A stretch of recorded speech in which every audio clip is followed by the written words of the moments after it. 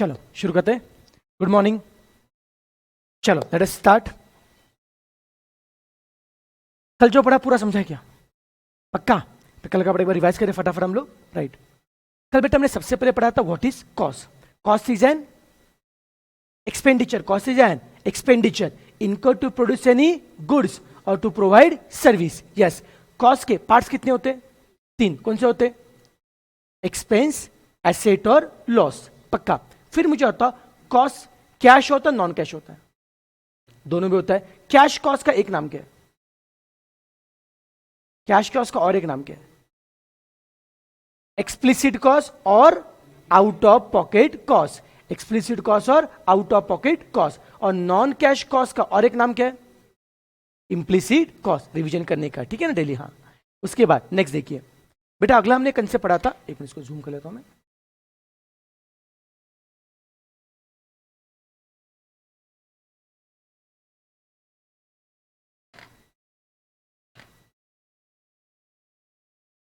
Okay, next बच्चों हमने पढ़ा था, नेक्स्ट अपना अगला कंसेप्ट था cost can be either real और imaginary cost. What is the example of imaginary cost? Opportunity cost. फिर मुझे आता इमेजिनरी कॉस्ट का और एक नाम क्या है? Notional cost. उसी का नाम क्या है? Imputed cost. बहुत शानदार। फिर मुझे आता कॉस्ट में हमने नेक्स्ट डिस्कस किया था types of cost as per element. As per element type कितने थे? कौन से थे? मटेरियल, लेबर और एक्सपेंस। प्लास्टिक क्या है? Material. Salary to manager, labour. और रेंट क्या है? एक्सपेंस है। गुड। फिर पढ़ा था types of cost as per traceability. जो कॉस्ट एक प्रोडक्ट के लिए बता पाएंगे वो क्या है? Direct cost. जो एक के लिए बता नहीं सकते सबके लिए मिला के वो क्या है? Indirect cost. And all direct cost are called as prime cost and all indirect cost are called as overhead. Clear इतना पार्ट अपने को? चलो, इतना हमारा कल डिस्कशन हुआ था, आज हम आगे बढ़ते। यस, चलो आज हम बहुत और भारी बच्चे से पढ़ेंगे। अब देखो यार, टाइप्स ऑफ कॉस्ट हम पढ़ रहे थे। टाइप्स ऑफ कॉस्ट में एज पर एलिमेंट अपना हो चुका था।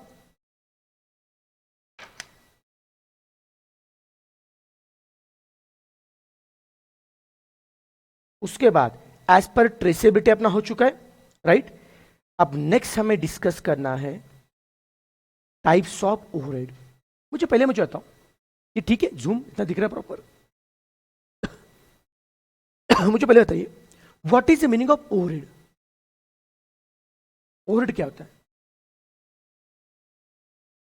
नहीं, सिंपल कल मैंने बताया था व्हाट इज ओवरहेड। ओवरहेड हम किसको बोलते हैं?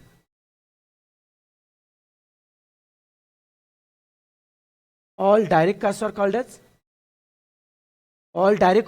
एज प्राइम कॉस्ट ना। डायरेक्ट कॉस्ट क्या बोलते हैं हम लोग? Prime cost. क्या कल से एकदम पूरा जमलिंग हो गया सब पूरा दिन भर का? And all indirect cost are called as overhead. पक्का? फिर से बोलो, all direct cost are called as prime cost and all indirect cost are called as. पक्का? तो ओवरहेड का मतलब क्या होता है? Indirect cost. समझ में आ रहा है क्या? पक्का? जितने भी इनडायरेक्ट कॉस्ट है जो सभी प्रोडक्ट के लिए मिला के they are called as overhead. अब देखो, अगर मैं बात करूंगा टाइप्स ऑफ ओवरहेड की, तो बच्चों समझना ओवरहेड के बेसिकली 3 मेन टाइप होते हैं। एक होता है फैक्ट्री ओवरहेड, एक होता है फैक्ट्री ओवरहेड, मैं OH लिखूंगा, OH फॉर ओवरहेड। दूसरा होता है ऑफिस ओवरहेड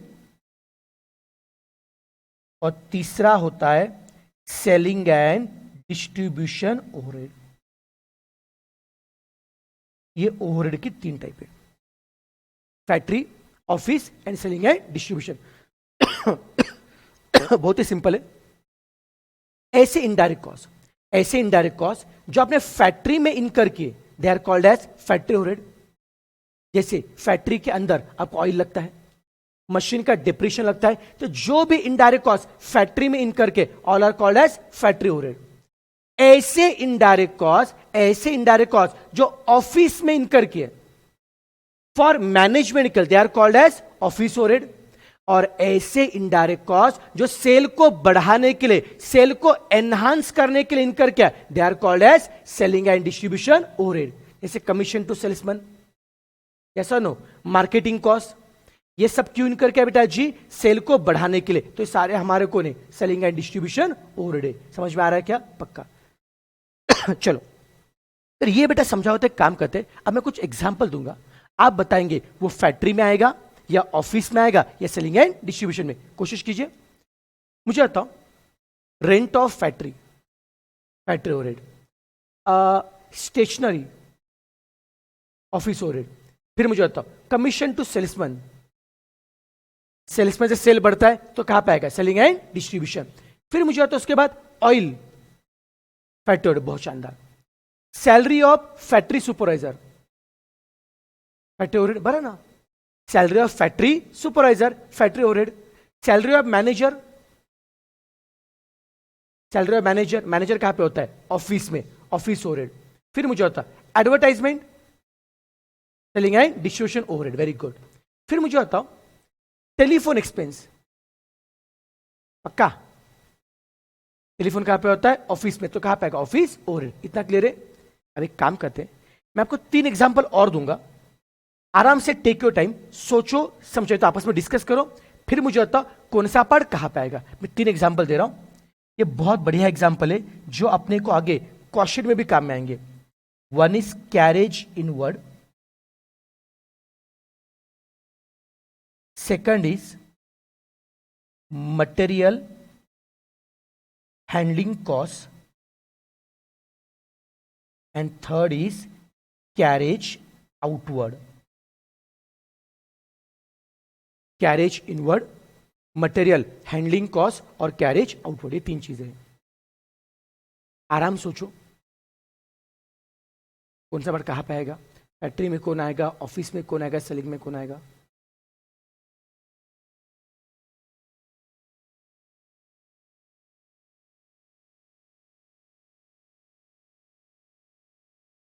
जो भी लगता है तेरे को, जो भी, आराम से टेक योर टाइम, सोच के बता, कोई दिक्कत नहीं, कोई कहीं की बात नहीं।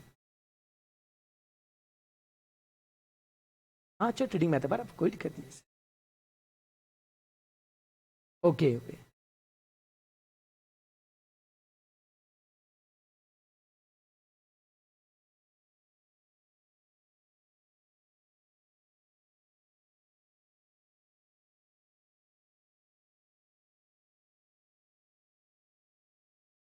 सोचा, बोलो।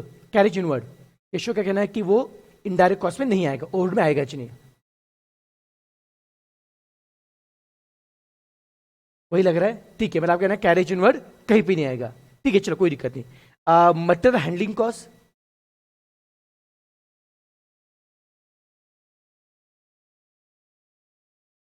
फैक्ट्री, और कैरेज आउटवर्ड, चलेंगे डिस्ट्रीब्यूशन। पक्का सही, एकदम सही है। क्या एकदम डरते क्यों? ठीक है ना, चलो एक बार डिस्कस करते हैं इसको आराम से, टेंशन मत लो। हाँ अब देखो, तो एक बार सबका मीनिंग समझ के लेते हैं। मान लो यार ये अपनी फैक्ट्री है, ये अपनी फैक्ट्री है, ओके। अब क्या होता है, इस फैक्ट्री के बाहर ना एक ट्रक खड़ा है, ऐसा ट्रक है, ट्रक मैंने बहुत ही खराब है, पहले बता रहा हूँ, ठीक है ना। हाँ ओके, ये ट्रक है बेटा जी, ना। अब क्या होता है, इस ट्रक से ना फैक्ट्री के अंदर रॉ मटेरियल आ रहा है, यस। तो रॉ मटेरियल फैक्ट्री के अंदर आने के लिए जो ट्रांसपोर्टेशन कॉस्ट पे करते, उससे हम क्या बोलते? Carriage inward. बात समझ में आ रही है? तो रॉ मटेरियल फैक्ट्री के अंदर आने के लिए जो ट्रांसपोर्टेशन कॉस्ट आपने पे किया वो कैरेज इनवर्ड। अब मुझे बताइए, एक बार रॉ मटेरियल फैक्ट्री के अंदर आ गया तो फैक्ट्री में कहां पर रखेंगे उसको? रॉ मटेरियल फैक्ट्री में आ गया, कहां पर रखेंगे? गोडाउन, फिर गोडाउन नहीं समझा बेटा। कॉस्टिंग में गोडाउन बेटा अलग चीज होता है और स्टोर अलग होता है। गोडाउन में वी ऑलवेज की फिनिश गुड, समझ रहे? ये सब क्यों बता रहा? बाई चांस देखो, अगर देखो मैं इस पे एग्जांपल दूंगा, डेप्रिसिएशन ऑफ स्टोर हाउस और डेप्रिसिएशन ऑफ गोडाउन, फर्क समझ लो। स्टोर हाउस में क्या होता है? मटेरियल। स्टोर में क्या होता है? Raw material. जैसे देखो, अगर बॉटल की बात करूंगा, इस बॉटल का प्लास्टिक क्या है? Raw material. और पूरा का पूरा बॉटल क्या है? Finish good. समझ में आ रहा है क्या? तो समझना, अगर मैं जब प्लास्टिक लेके आऊंगा रॉ मटेरियल, वो कहां पर रखूंगा? स्टोर हाउस में। समझ में आ रहा है क्या? अब मुझे कोई पूछेगा डेप्रिसिएशन ऑफ स्टोर हाउस, ये किस में आएगा? फैक्ट्री में, ऑफिस में, या फिर सेलिंग में? मैं क्या बोलूंगा? अरे स्टोर हाउस में क्या है? रॉ मटेरियल है। रॉ मटेरियल क्यों लग रहा है? प्रोडक्शन के लिए। और प्रोडक्शन कहां पे होता है? फैक्ट्री में होता है। इसके लिए डेप्रिसिएशन ऑफ स्टोर हाउस ये कहां पे आएगा? Factory overhead. समझ में आ रहा है क्या? फिर स्टोर हाउस का लिंक कहां से होता है? फैक्ट्री से होता है। और वही अगर बात करूंगा मैं गोडाउन की बात करूंगा, डेप्रिसिएशन ऑफ गोडाउन या रेंट ऑफ गोडाउन की बात करूंगा, गोडाउन में क्या होता है? Finish good. फिनिश गुड क्यों रखते हैं? बेचने के लिए, सो ना बेटा, तो उसको क्या होता है, सेल के लिए। तो जो सेल के लिए खर्चा क्या, वो कहां पे आएगा, सेलिंग एंड डिस्ट्रीब्यूशन। समझ में आ रहा है क्या आपको, पक्का। तो कॉस्टिंग में एक एक शब्द बहुत जरूरी है। तो स्टोर हाउस किसका पार्ट होता है, फैक्ट्री का पार्ट है, and godown is part of selling and distribution. Clear है, पक्का। तो मैं आपको क्या पूछ रहा था आपसे, जब रॉ मटेरियल फैक्ट्री के अंदर आएगा, तो रॉ मटेरियल फैक्ट्री के अंदर आने के बाद हम कहां पर रखेंगे, स्टोर में। बहुत बढ़िया बेटा जी, स्टोर में। जैसे रॉ मटेरियल फैक्ट्री के अंदर आ जाएगा, हम कहां पर रखेंगे, स्टोर में। क्या स्टोर में प्रोडक्शन होता है, नहीं होता ना। प्रोडक्शन कहां पे होता है, प्रोडक्शन डिपार्टमेंट में। तो प्रोडक्शन करने के लिए हमें स्टोर डिपार्टमेंट से प्रोडक्शन डिपार्टमेंट को रॉ मटेरियल ट्रांसपोर्ट करना पड़ेगा। तो इनसाइड द फैक्ट्री एक डिपार्टमेंट से दूसरे डिपार्टमेंट में हमें ट्रांसपोर्ट करना पड़ेगा। तो फैक्ट्री के अंदर जो ट्रांसपोर्टेशन हो रहा है उससे हम लोग क्या बोलते हैं, मटेरियल हैंडलिंग कॉस्ट। समझ में आ रहा है क्या, फैक्ट्री के अंदर जो ट्रांसपोर्ट, आपने कभी टीवी पे अगर देखा होगा ना, बड़े बड़े कंपनी में कैसा होता है, वैसे कन्वेयर बेल्ट होते हैं, पता है क्या बेटा आपको, कन्वेयर बेल्ट पता है आपको क्या होता है, वैसे बेल्ट होता है। बेल्ट में क्या होता है, यहां पे एक सामान आता है, फिर बेल्ट ऐसे मुंह होता है। सब बॉटल की इंडस्ट्री, बॉटल में मान लो बेल्ट पे क्या होता है, यहां पे खाली बॉटल आता है, बेल्ट थोड़ा आगे जाता है, ऊपर से मशीन से उस पर क्या आता है, पानी गिरता है, पानी भर जाता है, थोड़ा आगे चला गया, फिर ऑटोमेटिक मशीन से क्या होता है, ढक्कन इसको फिट करते हैं, तो आगे जाएगा, रैपर उसको क्या आता है, रैप होता है। मतलब वो पूरा बेल्ट पे काम चलता है। तो फैक्ट्री के अंदर जो मूवमेंट हो रहा है उससे हम लोग क्या होता है, मटेरियल हैंडलिंग कॉस्ट बोल रहे हैं। समझ में आ रहा है क्या, अब बताओ, ये हो गया। अब एक बार अपना प्रोडक्शन में फिनिश गुड बन गया। अब फिनिश गुड बनने के बाद में अगर आपको फिनिश गुड कस्टमर को देना है, तो कस्टमर को देने के लिए जो खर्चा, कस्टमर के घर तक देने के लिए जो खर्चा आएगा वो कहां पे आएगा, कैरेज आउटवर्ड। ये क्लियर है अपने को, पक्का। अब देखो, सबसे पहले हम बात करें कैरेज आउटवर्ड की, एकदम सही बताया आप लोगों ने। कैरेज आउटवर्ड, हम कस्टमर के घर तक माल क्यों पहुंचा रहे, कस्टमर खुश होगा, सेल बढ़ाएगा। कल से मैं तुम लोगों को बोलूंगा, कल से क्लास में आने का नहीं, मैं तुम्हारे घर पे आके पढ़ाऊंगा, एकदम खुश ना, हाँ कि नहीं, पी डबल फिर। ओके, तो बेटा जी देखो, तो कहने का बड़ा मतलब क्या देखिए कि अगर कस्टमर के घर तक सर्विस दोगे, वो एकदम क्या होगा, खुश हो जाएगा, यस और नो। उसे सेल अपना क्या होगा, प्रमोट होगा। तो सेल को प्रमोट करने के लिए जो किया वो कहां पे आएगा, सेलिंग एंड डिस्ट्रीब्यूशन ओवरहेड। तो आपने एकदम सही बताया था, कैरेज आउटवर्ड कहां पे आएगा, selling and distribution overhead. Material handling cost, transportation कहां पे हो रहा है, फैक्ट्री के अंदर हो रहा है। तो फैक्ट्री के अंदर जो ट्रांसपोर्ट हो रहा है वो कहां पे आएगा, फैक्ट्री ओवरहेड। तो मटेरियल हैंडलिंग कॉस्ट कहां पे आएगा, फैक्ट्री ओवरहेड में आ जाएगा। क्लियर है। अब कैरेज इनवर्ड कहां पे आएगा, फैक्ट्री में। ये तो आपका पॉइंट एकदम सही था, कैरेज इनवर्ड इनडायरेक्ट कॉस्ट नहीं है, डायरेक्ट कॉस्ट एकदम सही बेटा जी। लेकिन डायरेक्ट में भी कहां पे, ध्यान सुनना, देखो याद रखना, ऐसे कहा जाता है रॉ मटेरियल फैक्ट्री के अंदर आने तक। तो चलिए इसे दूसरा एग्जांपल लेता हूं। मान लो आपने बेटा फाउंडेशन में डिप्रेशन पढ़ा आपने, राइट ना। एक एग्जांपल लेते हैं, मान लीजिए एक मशीन है, उस मशीन का परचेज प्राइस 10 लाख है, परचेज प्राइस 10 लाख है, और उस मशीन का इंस्टॉलेशन कॉस्ट 1 लाख है। परचेज प्राइस 10 लाख है, इंस्टॉलेशन कॉस्ट 1 लाख है। अगर मुझे मशीन पे 10% डेप्रिसिएशन चार्ज करना है, तो मैं 10% किस पे चार्ज करूंगा, 10 लाख पे चार्ज करूंगा या 10 + 1 11 लाख पे, 10 लाख पे ना। समझ में आ रहा है, 10 लाख कौन है हमारा परचेज प्राइस है, और 1 लाख कौन है, इंस्टॉलेशन है। तो डेप्रिसिएशन किस पे ऊपर आएगा, 11 लाख, वहां 11 लाख वो इंक्लूड होता है। तो ये देखो अकाउंट में कंसेप्ट क्या बोलता है, मशीन को यूज में लाने तक या मशीन को इंस्टॉल करने तक जितने भी खर्चे होते सारे मशीन में ऐड होते। ये पता है क्या, इसमें क्या बोलते हैं, कैपिटलाइज करना बोलते हैं। तो मशीन को इंस्टॉल करने तक के सारे खर्चे मशीन कॉस्ट में क्या होता है, ऐड होते। तो उसी तरह से कॉस्टिंग ये बिलीव करता है रॉ मटेरियल फैक्ट्री में आने तक, रॉ मटेरियल फैक्ट्री में आने तक आपने अगर कुछ परचेस कॉस्ट पे किया, अगर आपने कुछ ट्रांसपोर्ट कॉस्ट पे किया, अगर आपने कुछ कैरेज इनवर्ड पे किया, अगर आपने कुछ ऑक्ट्राई पे किया, राइट ना, तो रॉ मटेरियल फैक्ट्री में आने तक जितने भी खर्चे के whatever cost you are paid, भले वो परचेस कॉस्ट होगा, कैरेज इनवर्ड होगा, ऑक्ट्राई होगा, फ्रेट होगा, कि रॉ मटेरियल फैक्ट्री में आने तक ये जितने भी खर्चे के ना सारे डायरेक्ट मटेरियल में क्या होते हैं, ऐड। कहां पे ऐड होंगे, डायरेक्ट मटेरियल में। तो कैरेज इनवर्ड भी इनकर क्यों क्या है, रॉ मटेरियल फैक्ट्री में आने तक का है। तो कैरेज इनवर्ड कहां पे जाएगा, डायरेक्ट मटेरियल में। समझ में आ रहा है क्या, पक्का, श्योरली, कोई दिक्कत इसमें, 100%। अब ये जो कंसेप्ट है ना बेटा, आगे जाके हम टॉपिक पढ़ेंगे मटेरियल, वहां पे कंसेप्ट हम पढ़ेंगे with the name of landed cost of material. Landed cost मतलब क्या है, मटेरियल फैक्ट्री में लैंड होना मतलब क्या है, आना। मटेरियल फैक्ट्री में आने तक जितने भी खर्चे होते we call it as the landed cost. And landed cost किस में आएगा, डायरेक्ट मटेरियल में आता है। समझ में आ रहा है क्या, पक्का। तो कैरेज इनवर्ड कहां पे आएगा, डायरेक्ट मटेरियल। अब बताओ, direct material is it factory overhead और ऑफिस ओवरहेड और सेलिंग डिस्ट्रीब्यूशन, कहां पे आएगा डायरेक्ट मटेरियल, कहां पे, फैक्ट्री ओवरहेड, ऑफिस या सेलिंग एंड डिस्ट्रीब्यूशन।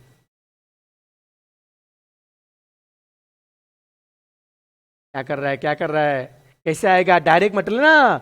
ओवरहेड का मतलब क्या है, इनडायरेक्ट कॉस्ट, समझा क्या। तो डायरेक्ट कॉस्ट कभी ओवरहेड में आ ही नहीं सकता, it is part of prime cost. समझ में आ रहा है क्या, तो डायरेक्ट कॉस्ट कभी ओवरहेड में नहीं आते।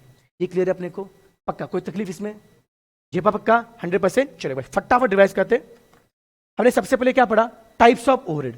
ओवरहेड का मतलब क्या है, all indirect cost, very good. Overhead के टाइप कितने होते हैं, कौन से, फैक्ट्री, ऑफिस और सेलिंग एंड डिस्ट्रीब्यूशन। क्लियर है, सेल को बढ़ाने के लिए क्या, तो सेलिंग एंड डिस्ट्रीब्यूशन। फैक्ट्री में इनकर क्या, तो फैक्ट्री, और ऑफिस में होगा तो, बहुत शानदार। चले, और याद रखना फैक्ट्री में क्या होता है, प्रोडक्शन। तो factory overhead is also called as production overhead. Factory overhead is also called as production overhead. और फैक्ट्री में क्या होता है, काम होता है, वर्क होता है। तो factory overhead is also called as works overhead. तो factory overhead, production overhead and works overhead, सबका मीनिंग क्या होता है, same. Factory overhead, production overhead and works overhead, सबका मीनिंग क्या होता है, सेम होता है। समझ में आ रहा है क्या, यस। फिर मुझे बताओ, ऑफिस में क्या काम होता है, टाइम पास लैपटॉप देख के बैठ के मूवी देखेंगे, हाँ, मतलब चीजें मैनेज करेंगे बेटा। मैनेज का मतलब क्या करेंगे, एडमिनिस्ट्रेशन करेंगे। तो office overhead are also called as administration overhead. ये सारे आपको नाम पता होना चाहिए। फैक्ट्री का एक नाम क्या होता है, प्रोडक्शन ओवरहेड, और फैक्ट्री का एक नाम क्या होता है, वर्क्स ओवरहेड। ओके बेटा, और ऑफिस ओवरहेड का एक नाम क्या होता है, एडमिनिस्ट्रेशन ओवरहेड। समझ में आ रहा है अपने को, पक्का, कोई तकलीफ इसमें, चलो बहुत शानदार। अब नेक्स्ट हम आगे बढ़ते, types of cost as per function. अब हम पढ़ेंगे types of cost as per function. Okay, अब बच्चों देखना, ये बहुत इंपॉर्टेंट पार्ट है। ऐसा कहा जाता है as per function, as per function cost के 5 टाइप होते हैं। एज पर फंक्शन 5 टाइप होते हैं। One is called as production cost,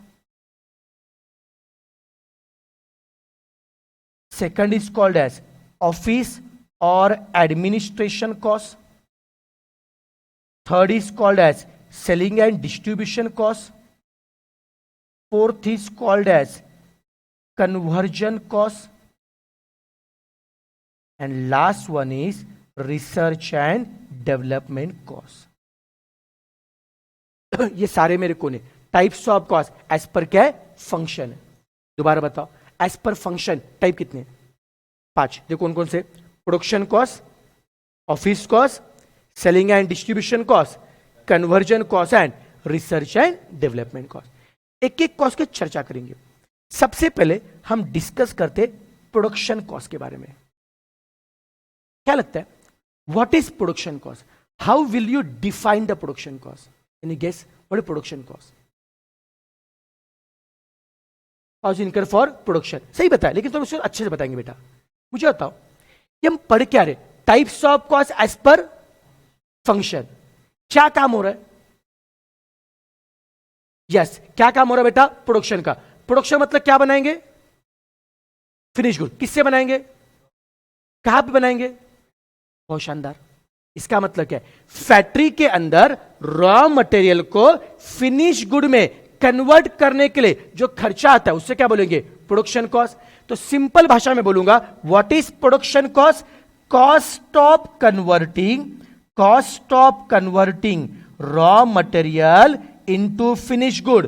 raw material को फिनिश गुड में कन्वर्ट करने के लिए फैक्ट्री में जो खर्चा आ रहा है वो कौन है? प्रोडक्शन कॉस्ट है।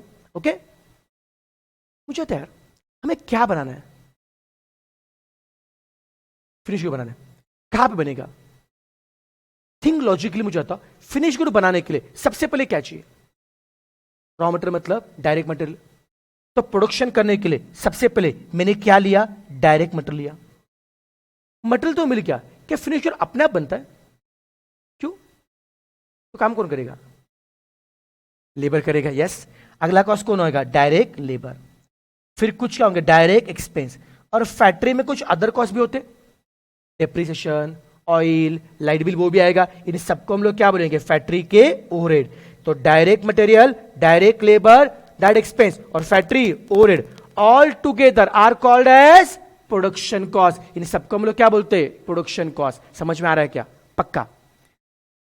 Okay. What is production cost? Cost of converting raw material into finish good. बोलो, cost of converting raw material into finish good is called as production cost. फिर होता प्रोडक्शन कौन कौन आएगा? कौन कौन? Direct material, direct labour, direct expense और factory overhead. बेटा आपको आगे बैठना, आगे बैठ जाइए, कोई दिक्कत नहीं। ये सारे बेटा हमारे कोने, सारे हमारे कोने प्रोडक्शन कॉस्ट है। सभी से कंफर्टेबल है? पक्का। चले आगे बढ़ते। अब देख, यस, क्या यार लेबर क्यों? तो फिर क्या होना चाहिए? नहीं, एक्चुअल में क्या होता है बेटा, बोलूं क्या? फैक्ट्री में जो लेबर काम करता है, जो वर्कर होता है ना, we always treat worker as a direct labour. जो वर्कर खुद काम करो डायरेक्ट लेबर है। अब लेबर के दो टाइप होते हैं, डायरेक्ट और क्या होता है? इनडायरेक्ट होता है। डायरेक्ट लेबर जो खुद काम कर रहा है कि प्रोडक्शन, मुझे इस बॉटल को बनाने के लिए प्लास्टिक लिया, इस वर्कर ने बॉटल बनाया, वो कौन है? Direct labour. उसके अलावा जो भी इनडायरेक्ट लेबर है, जैसे पता क्या? सुपरवाइजर हो गया, राइट ना, फिर फैक्ट्री का वॉचमैन हो गया, ये सारे कहां पे आएंगे? फैक्ट्री के ओवरहेड। तो मैंने दोनों लेबर लिए, डायरेक्ट भी लिया और इनडायरेक्ट लिया। बस डायरेक्ट मैंने यहां पे लिया है और इनडायरेक्ट मैंने फैक्ट्री में लिया है। समझ में आ रहा है क्या आपको? पक्का वही डाउट था ना आपका? यस। चलिए, ये हो गया। ये हमने क्या पढ़ा बच्चा? प्रोडक्शन कॉस्ट पढ़ लिया। अब नेक्स्ट देखो, हमें डिस्कस करना है कन्वर्जन कॉस्ट। नाम में लिखा है कन्वर्जन कॉस्ट। क्या लगता है? यस, क्या करना है? कन्वर्ट करना है। किसे कन्वर्ट करना है? रॉ मटेरियल को। किस में? बहुत सही है। What is conversion cost? Cost of converting raw material into finish good. What is conversion cost? Cost of converting raw material into finish good. Raw material को फिनिश गुड में कन्वर्ट करने का जो खर्चा आता है उसे हम क्या बोलते हैं? कन्वर्जन कॉस्ट बोलते हैं। कुछ खटक नहीं रहा है क्या? सेम डेफिनेशन है। किससे सेम है? मतलब दोनों के सेम बताया मैंने डेफिनेशन। मतलब प्रोडक्शन कॉस्ट और कन्वर्जन कॉस्ट दोनों सेम है।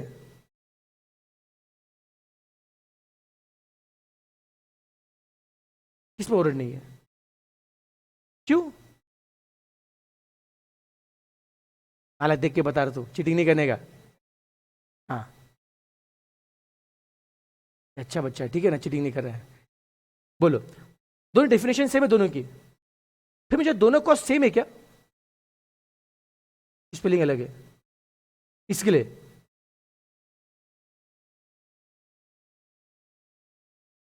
क्यों? हाँ, अभी तुम देख ले, इसलिए कुछ भी बोलेगा तो लॉजिक कुछ भी लगाएगा, ठीक है ना। अब देखो, समझ अच्छे समझना, देखो डिफरेंस क्या है। देखो क्या सुना बेटा, प्रोडक्शन कॉस्ट में, सुनो, प्रोडक्शन कॉस्ट में ऐसा बिलीव करते मटेरियल से लेकर सारे खर्चे मैन्युफैक्चरिंग करेगा। हम ऐसा बिलीव करेंगे मटेरियल से लेकर सारे खर्चे मैन्युफैक्चरिंग बिलीव करेगा। कन्वर्जन कॉस्ट में हम ऐसा बिलीव करते कस्टमर ने आपको मटेरियल लाके दिया है, आपको मटेरियल के लिए खर्चा नहीं करने का है, you have to just convert it with the help of labor. You have to just convert it with the help of labor, expense और factory overhead. मैं एग्जाम्पल दूंगा अच्छे से। मान लो अगर मैं आपकी बात करूंगा, राइट ना, मुझे आपको पढ़ाने का है। सबसे पहले मैं आपको क्या दूंगा, नोट्स, डायरेक्ट मटेरियल, फिर मैं पढ़ाऊंगा डायरेक्ट लेबर, फिर इस क्लासरूम का जो रेंट होगा, लाइट बिल होगा, सब कौन है, फैक्ट्री ओवरहेड। तो मटेरियल, लेबर, फैक्ट्री ओवरहेड, ये सारा मेरा कौन है, प्रोडक्शन कॉस्ट है, सारा मेरा कौन है, प्रोडक्शन कॉस्ट है। समझ में आ रहा है क्या? और वही मान लो, वही मान लीजिए आप बोलते सर एक काम करते, सर आप ना अपने बुक से मत पढ़ा, आप कल क्या बोलते सर एक काम करने का, ये हमने नया बुक बनाया, आप मुझे बुक देते हो तो स्पेस पढ़ाने का, बुक किसने ला के दिया, आपने, पढ़ाऊंगा कौन, मैं। अब बताओ बुक मतलब नोट्स के लिए मुझे खर्चा आ रहा है क्या? नहीं आ रहा है, क्योंकि मटेरियल आपने ला के दिया। I have to just teach it with the help of labour, with the help of expense, with the help of factory overhead. तो जहां पे मटेरियल ऑलरेडी होता है, you have to just convert it, वो कौन है, कन्वर्जन कॉस्ट है। अगर और अच्छा एग्जांपल दूंगा ना बेटा, मान लीजिए अगर आपको एक नेकलेस खरीदने का है, नेकलेस खरीदने का है, ओके। अब क्या होता है, अब देखो सूती को ना एक नेकलेस खरीदने का है, राइट ना। तो क्या होता है कि वो जाते ज्वेलर्स को बोलते मेरे को नेकलेस चाहिए भैया। वो बोलता है देखो मैडम, नेकलेस के लिए क्या होगा, गोल्ड लगेगा, गोल्ड लगेगा 1 लाख रुपए का। गोल्ड मतलब क्या आता है, डायरेक्ट मटेरियल। हमारा जो वर्कर है उसके जो मेकिंग चार्जेस से डायरेक्ट लेबर खर्चा आएगा 10,000 रुपीज का। हमारा जो ऑफिस है या फिर हमारा जो दुकान है उसका जो रेंट होगा, लाइट बिल होगा, उसके लिए हम चार्ज करेंगे 10,000 as a factory overhead. Gold, labour और फैक्ट्री ओवरहेड, चार्ज का कॉस्ट बता दिया उसने। अब ये क्या बोलती है, देखो भैया मेरे को ना ये गोल्ड नहीं चाहिए। बोलते कैसे कैसे ऐसे नहीं चलेगा, बोलते मुझे गोल्ड नहीं चाहिए। अरे हमारे घर के पीछे ना गोल्ड का ऐसे सोने का पेड़ है, ऐसे पेड़ हिलाए तो सोना गिरता है वहां से, ठीक है ना, सोने का पेड़ है, बड़े लोग है, ठीक है ना, हाँ ओके। तो क्या बोलते हैं मेरे सोने का पेड़ है, तो क्या करना, मैं ऐसे पेड़ हिलाऊंगी, सोना गिर जाएगा, मैं सोना लाके दूंगी, आप बस नेकलेस बना के दो। अब यहां पे गोल्ड आपने लाके दिया है, he has to just convert it with the help of labour and expense and factory. तो वो कौन होगा, कन्वर्जन कॉस्ट। समझ में आ रहा है क्या, पक्का, श्योरली 100%, कोई तकलीफ इसमें?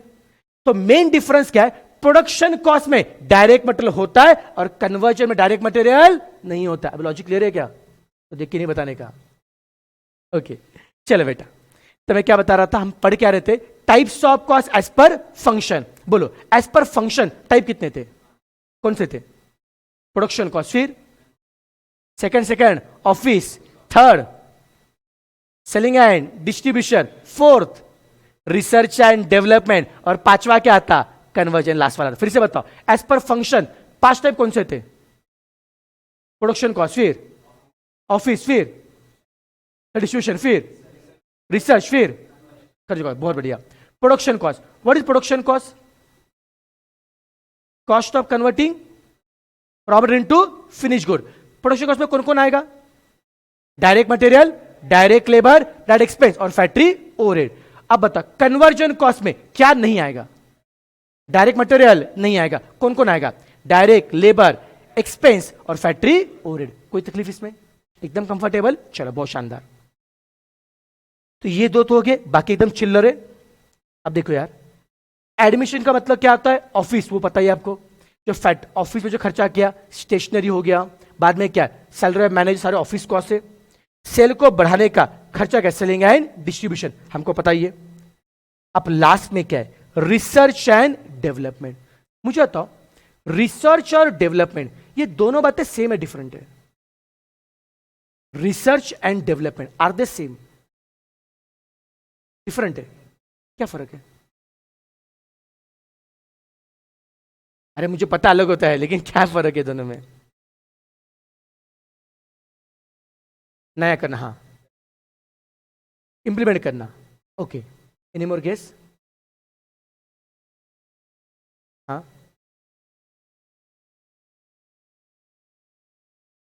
ओके। इंफ्रास्ट्रक्चर गैदर कर रिसर्च होता है और उसको और डेवलपमेंट होता है। नहीं बेटा, थोड़ा इसको अच्छे से कर बताऊंगा ना बेटा, अच्छे से बताऊंगा ना।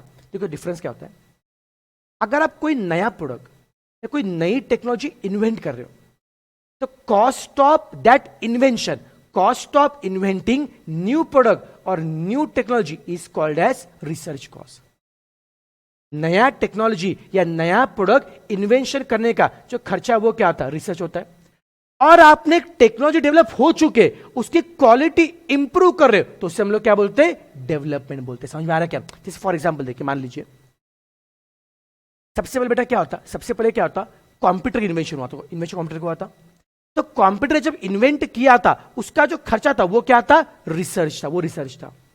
और धीरे धीरे फिर क्या होगा? उस कंप्यूटर से बेटा क्या हो गया? डेस्कटॉप आ गया, डेस्कटॉप से क्या हो गया? लैपटॉप आ गए, फिर क्या आ गया? टैबलेट आ गए। ये सारे क्वालिटी इंप्रूव करते गए, ये सारा हमारा कौन था? डेवलपमेंट था। समझ में आ रहा है क्या आपको? तो जब भी कोई नई चीज इन्वेंट होती है वो कॉस्ट क्या होता है? रिसर्च। और बाद में इसके जो अलग जो वर्जन निकलते, जो क्वालिटी इंप्रूव करेंगे, वो क्या होता है? डेवलपमेंट। एकदम क्लियर है इसमें? 100%। चलो तो एक काम करते, सबसे पहले यहां तक आप लिख के लेते, फिर आगे बढ़ते हम लोग। ओके चलो बेटा हेडिंग दीजिए।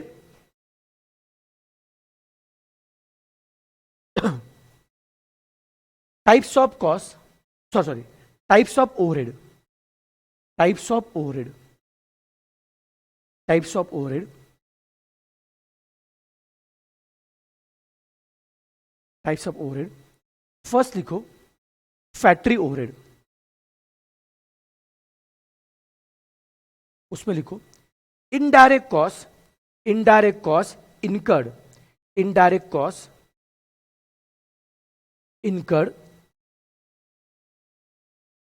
inside a factory, indirect cost incurred inside factory for production, for production,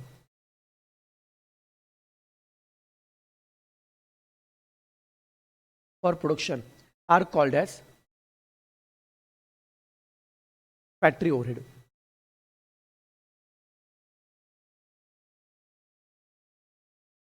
Example, oil, depreciation of machinery, depreciation of machinery, comma, material handling cost, material handling cost.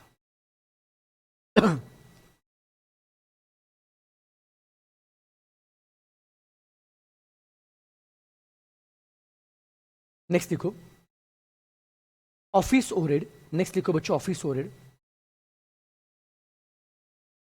उसमें लिखो indirect cost, indirect cost incurred inside office, indirect cost incurred inside office for administration work, for administration work, for administration work are called as office overhead.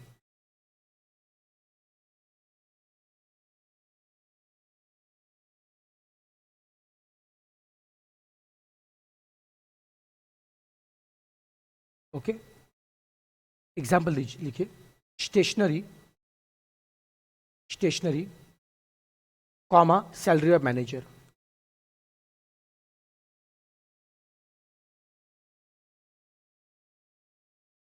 Third लिखिए selling and distribution overhead, selling and distribution overhead, selling and distribution overhead,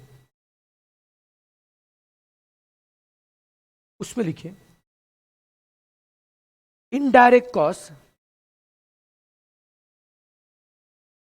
indirect cost incurred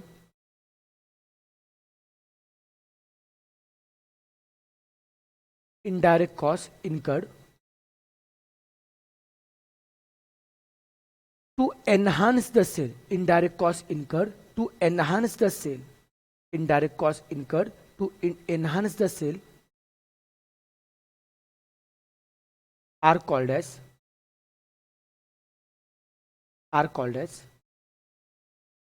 selling and distribution overhead, are called as selling and distribution overhead. Full stop.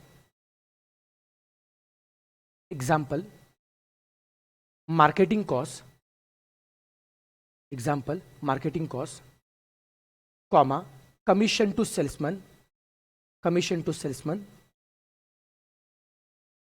comma carriage outward, carriage outward.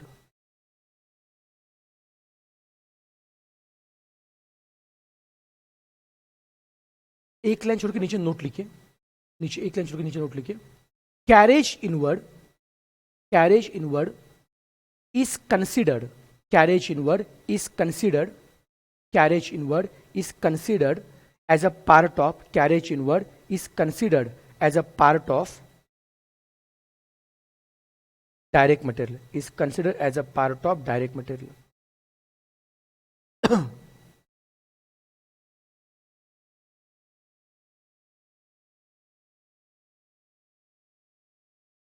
ठीक है, उसके बाद एक line छोड़ के heading दीजिए, types of cost as per function, types of cost as per function,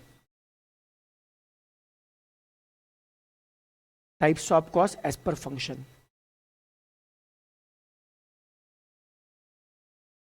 उससे first लिखिए प्रोडक्शन कॉस्ट, फर्स्ट लिखिए production cost.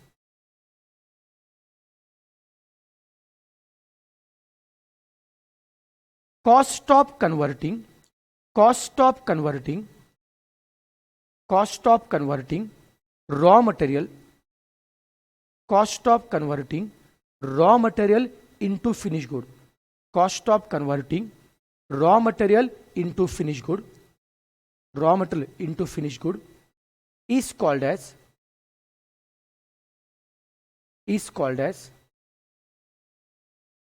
production cost, is called as production cost.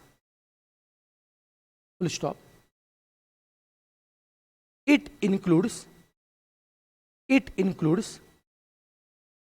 direct material, DM लिखा तो भी चलेगा, comma direct labour, comma direct expense and factory overhead. Direct material, direct labour, direct expense and factory overhead.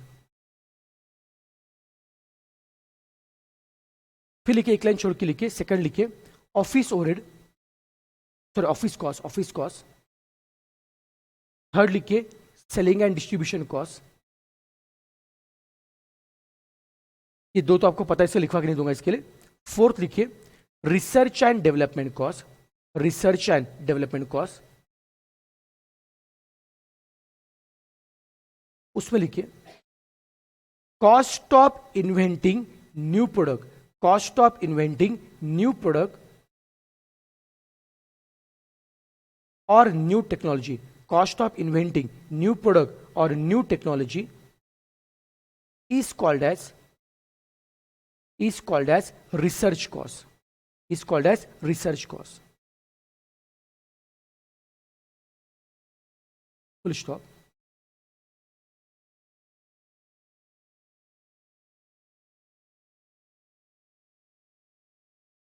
देखिए cost of improving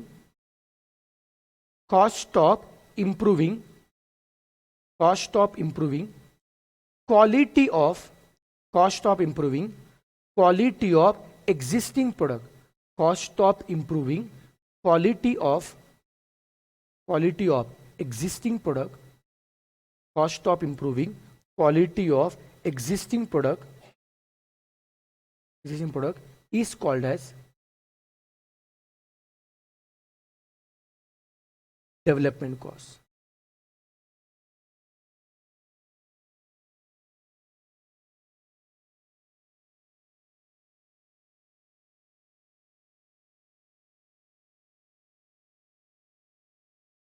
ठीक है, चलिए शानदार. चलो ये हो गया बेटा, अब आगे बढ़ते. तो ये हमने क्या पढ़ा, सॉरी उसमें लिखो लास्ट का रहेगा ना, कन्वर्जन कॉस्ट रहेगा ना. पांचवा पॉइंट अपना कन्वर्जन कॉस्ट. फिफ्थ लिखिए कन्वर्जन कॉस्ट, फिफ्थ लिखिए कन्वर्जन कॉस्ट. उसमें लिखिए cost of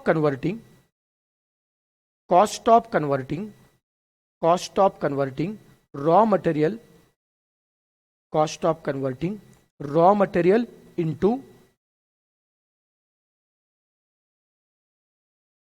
finished good is called as conversion cost, is called as conversion cost. Full stop.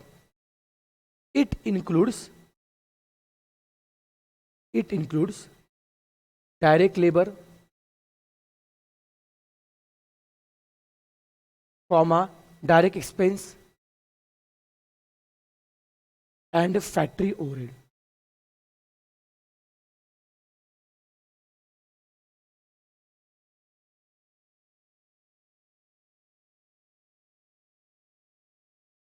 ठीक है, चलिए अब आगे बढ़ते इसमें।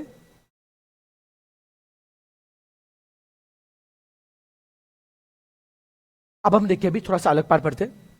अब हम पढ़ने वाले types of cost as per nature, as per nature और एज पर बिहेवियर। ऐसा बच्चों कहा जाता है एज पर नेचर और एज पर बिहेवियर। कॉस्ट के 3 टाइप होते हैं। One is called as fix cost, second is called as variable cost और third is called as semi variable cost. ये सब कौन है हमारे types of cost as per nature और एज पर बिहेवियर है। फिक्स कॉस्ट, वेरिएबल कॉस्ट और semi variable cost. ये कभी सुना है क्या आप लोगों ने? बोलो क्या आता है फिक्स कॉस्ट, क्या आता है वेरिएबल, क्या कोई बता सकता है? हाँ बोलो।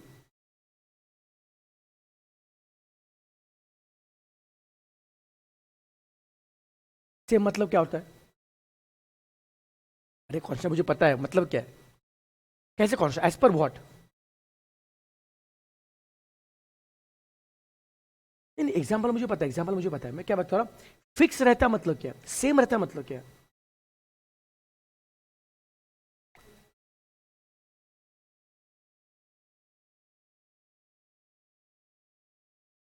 एकदम से बेटा जी, मेन क्या है ना, एज पर प्रोडक्शन मैटर करता है। तो जो कॉस्ट प्रोडक्शन बढ़े या प्रोडक्शन कम हो, कॉस्ट हमेशा क्या रहेगा, same. The cost which does not change to do change in production, production में चेंज होने के बाद भी जो कॉस्ट चेंज नहीं होता है वो फिक्स कॉस्ट है। रेंट, प्रोडक्शन बढ़ाओ या प्रोडक्शन कम करो, रेंट क्या रहेगा, सेम। इस क्लासरूम में बच्चे बढ़े या फिर कम हो, रेंट क्या रहेगा, सेम रहेगा। ये हमारा कौन है, फिक्स कॉस्ट है। और वही बताओ वेरिएबल कॉस्ट क्या है? मतलब the cost which changes with change in production, production बदलने से जो कॉस्ट बदलता है वो वेरिएबल कॉस्ट है। फिर सेमी वेरिएबल कॉस्ट क्या है? आधा फिक्स आधा वेरिएबल, वेरी गुड, ओके। तो जो आधा फिक्स आधा वेरिएबल वो क्या आता है, सेमी, ठीक है। तो आपने क्या बताया सर, एज पर प्रोडक्शन जो कॉस्ट चेंज नहीं होता वो फिक्स कॉस्ट है, एज पर प्रोडक्शन जो कॉस्ट चेंज होता है वो क्या है, वेरिएबल है, और जो आधा फिक्स है जो आधा वेरिएबल है वो सेमी वेरिएबल है। ऐसा आपका कहना है, ठीक है ना, मैं नहीं बोल रहा हूं। ठीक है, अभी काम करते हैं। मैं आपको 3 एग्जांपल दूंगा, आराम से सोच के बताओ इनमें से कौन फिक्स है, कौन वेरिएबल, कौन सेमी, सोच के बताओ आराम से। एग्जाम्पल 1, यूनिट्स और कॉस्ट। 10 यूनिट के लिए कॉस्ट है 50 रुपीज है, 20 के लिए कॉस्ट है 50 रुपीज है। एग्जाम्पल 2, यूनिट्स और कॉस्ट। 10 के लिए कॉस्ट है 40 रुपीज है, 20 के लिए कॉस्ट है 80 रुपीज है। एग्जाम्पल नंबर 3, यूनिट्स और कॉस्ट। 10 के लिए कॉस्ट है 37 है, 20 के लिए कॉस्ट है 67 है। आराम से टेक योर टाइम, सोचो समझो। 3 एग्जाम्पल देखिए, कौन ठीक है, दिख रहा है, विजिबल है? अब बताओ इसमें से फिक्स कौन है, वेरिएबल कौन है और सेमी कौन है? आराम से तीनों भी सोचो, फिर मुझे बताओ। हर एक का नेचर देखना है अपने को।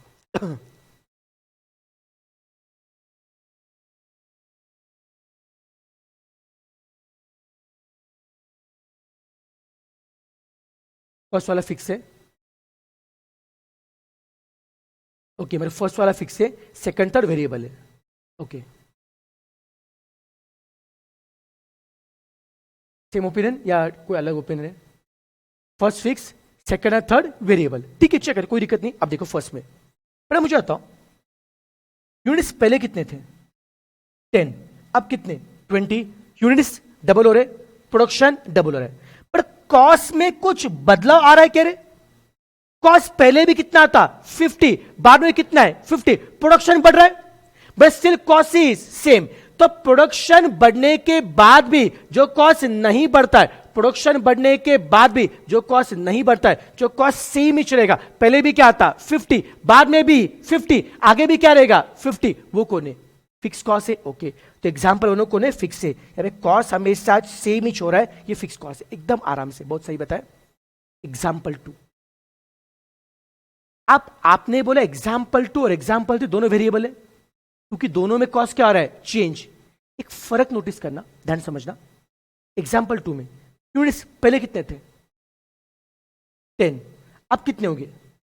20। यूनिट्स क्या डबल हो गए? 10 का 20। प्रोडक्शन डबल हो गया। नोटिस करो कॉस्ट डबल हुआ है क्या? हुआ कि नहीं हुआ है? 40 80 हुआ है। तो एग्जाम्पल 2 में प्रोडक्शन डबल हुआ है और कॉस्ट भी क्या हो रहा है? डबल हो रहा है। अगर प्रोडक्शन ट्रिपल होगा तो कॉस्ट भी क्या होगा? ट्रिपल। प्रोडक्शन होगा 4 गुना, कॉस्ट भी क्या होगा? 4 गुना। तो यहां पे कॉस्ट चेंज हो रहा है, पक्का? आप एग्जाम्पल 3 में देखिए, प्रोडक्शन 10 का 20 हुआ है, प्रोडक्शन डबल हुआ है, तो कॉस्ट डबल मतलब 37 का कितना? 74 होना चाहिए था। जब प्रोडक्शन 10 का 20 हो रहा है, जब प्रोडक्शन डबल हो रहा है, तो कॉस्ट डबल मतलब 37 का 74 होना चाहिए था। क्या यहां पे कॉस्ट डबल हुआ है क्या? कॉस्ट डबल हुआ है क्या? नहीं। फिर मुझे बताओ, क्या कॉस्ट चेंज हुआ है क्या?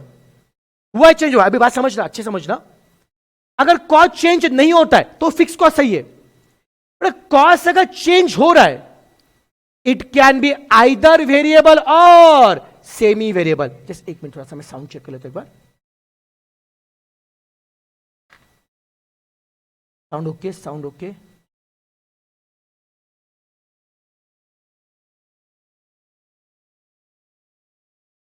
ठीक है, चलो। तो मैं क्या बता रहा था? कॉस्ट चेंज नहीं हो रहा है, वो फिक्स सही है। अगर कॉस्ट चेंज हो रहा है, it can be either variable और सेमी वेरिएबल। अब कैसे पहचानेगा? क्या समझना? जो कॉस्ट चेंज हो रहा है बट इन सेम प्रपोर्शन, उससे हम बोलते वेरिएबल। जो कॉस्ट चेंज हो रहा है but in different proportion, that is called as semi variable. बात समझ में आ रही क्या?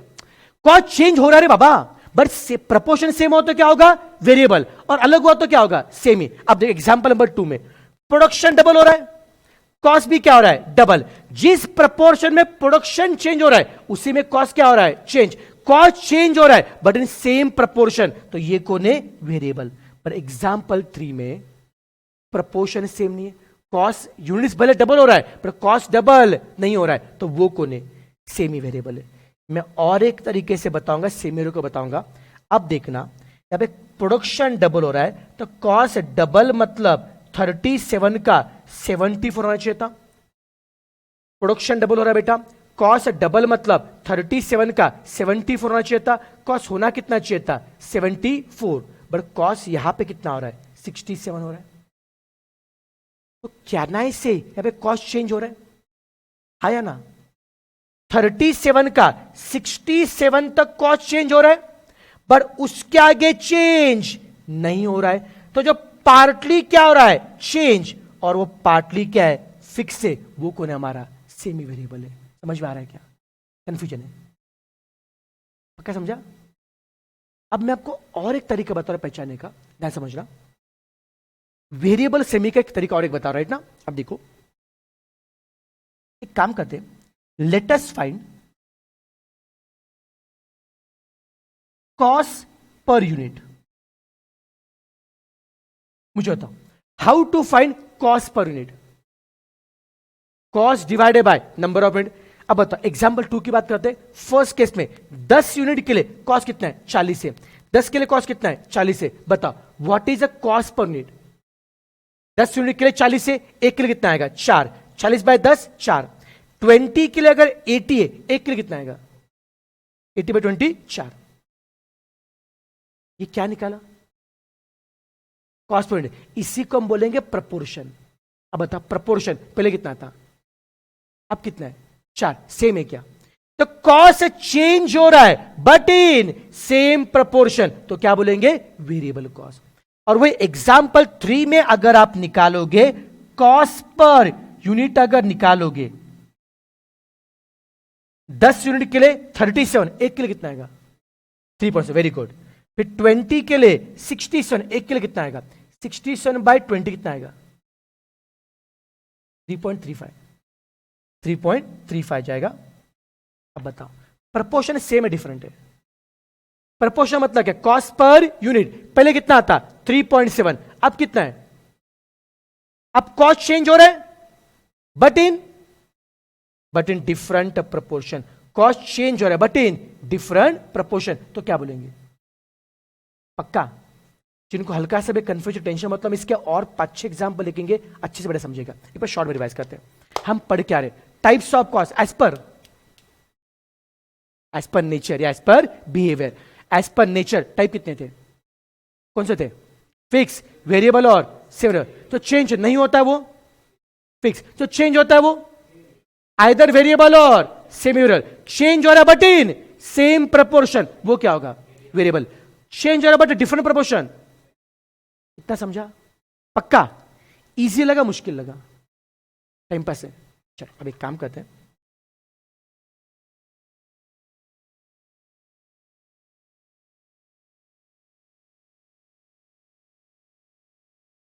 आपको मैं एक छोटा सा काम दे रहा हूं मैं आपको, आप देखो काम करो। ये जो तीनों एग्जाम्पल है, तीनों एग्जाम्पल में 10 के लिए कॉस्ट है, 20 के लिए कॉस्ट है। Take your time. कैलसी है, वेरी गुड, कैलसी निकाल, चलो कैलसी लगेगा अपने को। अब एक काम करो, ये तीनों केस में क्या करो, आप मुझे बताइए 28 के लिए कॉस्ट कितना आएगा? What is the cost of 28? 10 के लिए कॉस्ट आपको दिया है, 20 के लिए कॉस्ट आपको दिया है और 28 के लिए कॉस्ट आपको निकाला इन तीनों भी केसेस में। टेक योर टाइम, तीनों के सॉल्व करने, फिर मुझे बताओ। रफली करो, लिखना को जो करना है करो। I want answer all the 3 cases. 10 के लिए कॉस्ट दिया है, 20 के लिए कॉस्ट दिया है, मुझे 28 के लिए कॉस्ट चाहिए सभी केस में।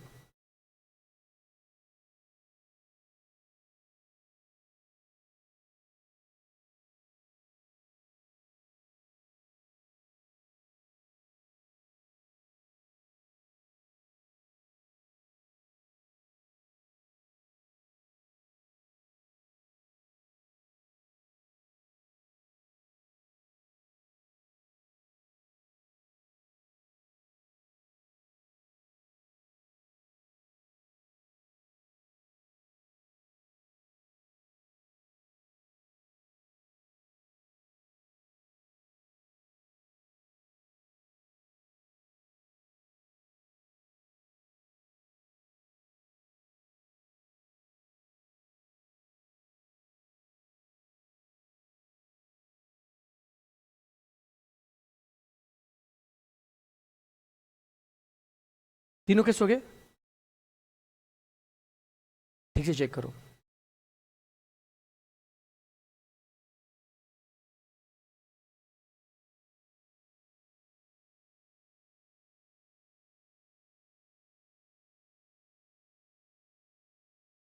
किसका तीनों केस हो चुका है? तीनों भी केस हो चुका है आप लोगों का?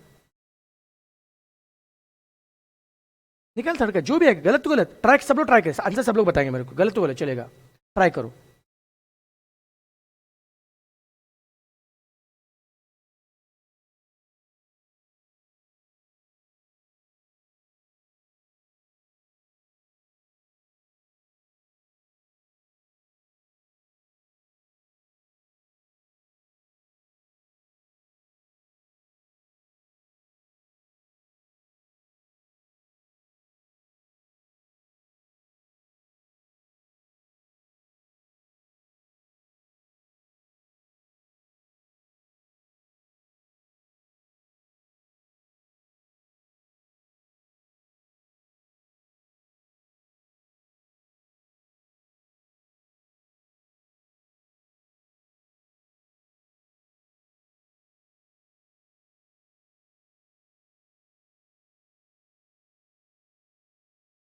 ये थर्ड केस करना जो भी आता बता, उसमें क्या दिक्कत है? टेंशन क्यों ले रहा है? कुछ भी लिखा आंसर जो मन में आता है। नंबर पसंद है तेरे को? आपको क्या थर्ड केस? ट्राई कर, आंसर चाहिए मेरे, कुछ भी चाहिए आंसर।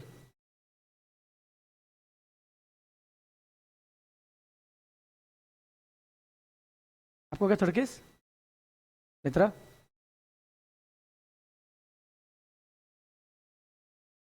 बता मुझे, फर्स्ट का आंसर क्या रहा है? 50। क्या बात है, ये तो टाइम पास था, ये तो ठीक है ना। हाँ, फिक्स कॉस्ट था, पहले क्या था 50, बाद में कितना है 50, और फिर भी क्या होगा 50। फिक्स कॉस्ट है हमेशा क्या आएगा? सेम रहेगा। ये तो 50 छोटा बच्चा बता सकता है, सेम था। सेकंड में क्या आ रहा है? 112। ओके, चेक करते हैं। 10 के लिए 40 है, मतलब एक के लिए क्या होगा? 4। 20 के लिए 80, एक के लिए कितना आएगा? 4। एक के लिए क्या है? 4 है, तो 28 के लिए कितना आएगा? एक के लिए 4 है, तो 28 के लिए कितना आएगा ना? एक के लिए 4 है ना कॉस, कितना? 112 आएगा। वैसे किया गया आपने या क्रॉस मल्टीप्लाई से किया? कैसे भी करो, क्रॉस मल्टीप्लाई चले, कोई दिक्कत नहीं। सबका सेम आंसर, बहुत बढ़िया। अब थर्ड का आंसर क्या है? 84। आपका 84 आ answer. Any more answer third का? बोलो रे। 97। ओके, कुछ भी बता, जो नंबर अच्छा लगता है आपका। 40। जल्दी बताओ फटाफट।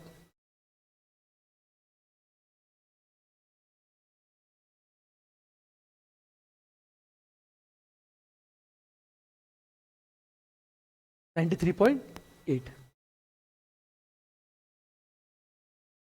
ये कौन सा है? 84, 97 या 93.8? अब सुनना लाइक, अब यहां पे बोलू क्या? यहां पे ये तीनों आंसर रॉन्ग है, पता था, फिर बता दिया। ठीक है, चलो अब देखो कैसे करना चाहिए। देखो यार, फिक्स कॉस्ट आपको निकालना आता है, वेरिएबल निकालना आता है। अब सबसे मेन बड़ा चैलेंजिंग टास्क है how to find semi variable cost. क्योंकि बड़े सेमी में क्या होता है? सेमी में थोड़ा पार्ट कौन है? फिक्स है, थोड़ा पार्ट क्या है? वेरिएबल है। अब देखो, अब मैं जो सेमी वेरिएबल का जो कैलकुलेशन फंडा बताऊंगा, बहुत इंपॉर्टेंट बेटा जी, ये आगे जाए जब हम बजट चैप्टर पढ़ेंगे, बजटरी में काम में आएगा। साथ में बेटा हमको काम में आएगा जब हम चैप्टर में पढ़ेंगे मार्जिन क्वेश्चन पढ़े, काम में आएगा। तो बजटरी, मार्जिनल, ऑपरेटिंग, इन सभी टॉपिक में ये कंसेप्ट हमें लगने वाला है। तो ध्यान सुनना हमें कैसे करना चाहिए। अब मैं आपको सिखाने जा रहा हूं steps to solve semi variable cost. चलो पहले मुझे बताओ what is semi variable cost. बोलो what is semi variable cost.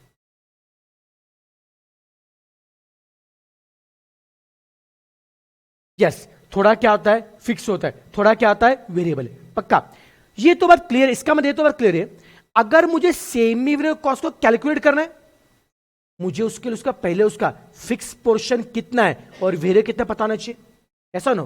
तो ऐसा कहा जाता है सेमी को सॉल्व करने के 3 स्टेप होते हैं। कितने स्टेप होते हैं? 3।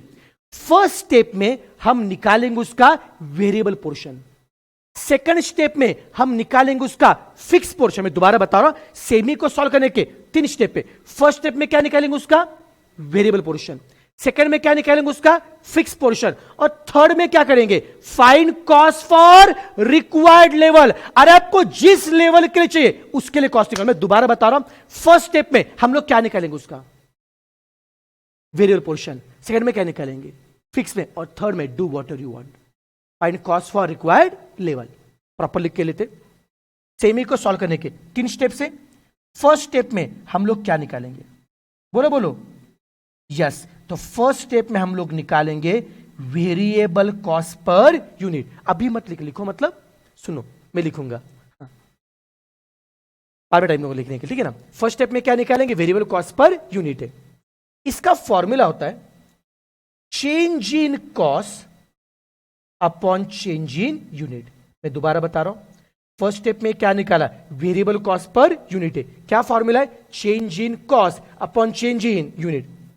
सेकंड स्टेप में हम लोग निकालेंगे फिक्स कॉस्ट। बस सुनते जाओ, जब मैं इसके 2 क्वेश्चन करके बताऊंगा तो सारा फंडा दिमाग में जाएगा, don't worry. Okay, second step में क्या निकालेंगे? Fix cost. फिक्स कॉस्ट को निकालने के लिए हम इक्वेशन यूज करेंगे।